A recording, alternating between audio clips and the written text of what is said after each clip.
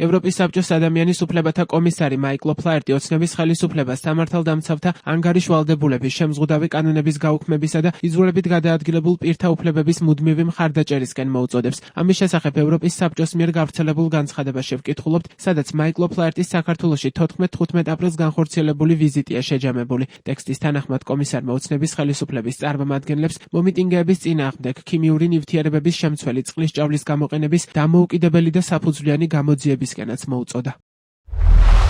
კომისარი მიესალმება შინაგან საქმეთა მინისტრის მიერ გაჟღერებულ საკანონმდებლო ინიციატივას, რომელიც სამართალდამცავებისთვის ხილული ინდივიდუალური საიდენტიფიკაციო ნომრების ტარებას სავალდებულოს ხდის. თუმცა შეშფოთებას გამოთქვამს 2024 წელსა და 2025 წლის დასაწყისში აქციების ძალადობრივი დაშლისთვის პასუხისგებაში არც ერთი სამართალდამცავი არ მიცემულა. ხელისუფლებასთან დისკუსიისას დავაფიქსირეთ ჩემი პოზიცია უცხოური გავლენის გამჭვირვალობის შესახებ კანონის ადამიანის უფლებებზე გავლენის თაობაზე. ასევე გამოვთქვი შეშფოთება უცხოელი აგენტების რეგისტრაციის შესახებ კანონის თაობაზე, რომელიც იურიდიულ და ფიზიკურ პირებს ავალდებულებს დარეგისტრირდნენ უცხოური ძალის აგენტებად. გრანტების შესახებ კანონის თაობაზე, რომელიც სამოქალაქო საზოგადოების ორგანიზაციებს უცხოური დაფინანსების ოფიციალური ნებართვის გარეშე მიღებას უკრძალავს და მაუწყებლობის შესახებ კანონის თაობაზე, რომელიც მედია საშუალებებს გადაცემების წარმოებისა და ტრანსლირებისთვის უცხოური დაფინანსების მიღებას უზღუდავს. მიუხედავად იმისა, რომ სამოქალაქო ორგანიზაციების დაფინანსების გამჭვირვალობის გაზრდა შესაძლოა ლეგიტიმური მიზანი იყოს, ფართო